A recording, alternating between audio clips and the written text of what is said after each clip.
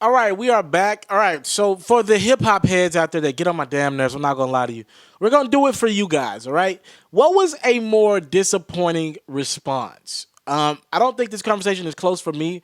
We're talking Nicki Minaj's response to Remy, or from a bar. We're talking bar standpoint, or Meek Mill's response. I don't even remember the name of that track, but it got taken down because the nigga used the damn Undertaker's theme music in the record, and the WWE was like, "We ain't going for that." The wrestling world took it. They took it down. They got that. They got it took down. All right. So Meek Mill, after going on Twitter and becoming Twitter fingers, dissing Drake, he dropped this record in response to Drake, and a lot of people were disappointed with it. We had to wait for both Drake's. The name of the record was "Wanna Know," by the way. We're talking what record after the wait. We had to wait for Meek's record to Drake, and we were all tensed and ready for Meek to respond. We thought he was gonna come back with bars, and then we had to wait for Nicki Minaj. The irony that these two used to be in a relationship, for her bars at Remy. By far, Meek for me was the more disappointing diss record. All right, Nicki Minaj made a hit record.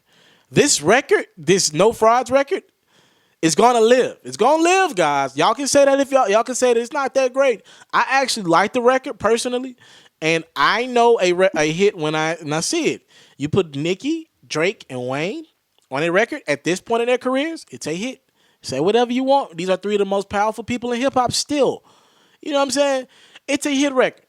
What Meek did was garbage. And here's the thing. Remy fired shots first, publicly. Now, a lot of people believe Nicki's doing stuff behind the scenes, and I ain't down that. But Remy fired shots publicly first, and Nicki got back at her with a few bars. Meek started the beef with Drake with Twitter fingers talk. He got on Twitter and said that. Then Drake dropped 2 records, and then Meek came back with this whack response. If you were going to bait Drake into a diss record, a beef, rap beef, at least come back with fire. And I promise you, I thought Meek was going to come back with fire. I just didn't. I was expecting Meek to come back with fire more than I was expecting Nicki. These both are rap battle type people, battle rap type people. They come from that culture, Philly and Queens. I thought Meek would definitely come back with bars, and he didn't. He came back with this whack ass 1-0 record. So I don't think it's close. I don't even think it's close. I think what Nicki did was make a hit record. It's just strategic. It's smart. She has a label that's going to push this record the whole summer. It's going to be huge. I've been hearing talks about a Young Money reunion tour that I think is in the works to help out Wayne, maybe at the end of the summer, or maybe, I know Wayne's about to go on tour first, maybe in the fall or winter. There's talks of a Young Money reunion tour. They needed a lead record to lead with it, all right? It just makes a lot of business sense.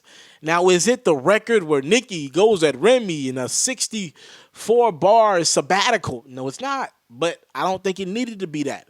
I told y'all she needed to address the situation in its entirety, talk about it, and then get back to making hit records. That's what Nicki's great at. The difference between Remy and Nicki, she makes hit records. What Drake and Meek Mill ended up being, Meek Mill got a lot of publicity for his career, but I think that battle, like, everybody knows Meek took a L. And that if you talk to anybody, they'll say, oh, Meek took that L. He took that L. He took that L.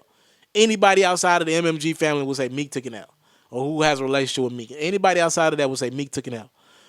I don't know if you can say Nicki took a L. From bars, you can, yes. But at the end, Nicki's going to make a lot of money off this No Fraud record, and it's going to live for a while. If Remy can't get Sheether to stay on iTunes and Apple and Spotify, I kind of question if she really thought this thing through, and did she just speak and rap on straight instinct and not really think her next move through. So that's my whole take on that. When we finish up here on my show, we're going to end with a great story, Tried to Turn Bad by Media, all right? Chance the Rapper, Sun Times. I'm going to address it, and I'm going to get the hell up out of here.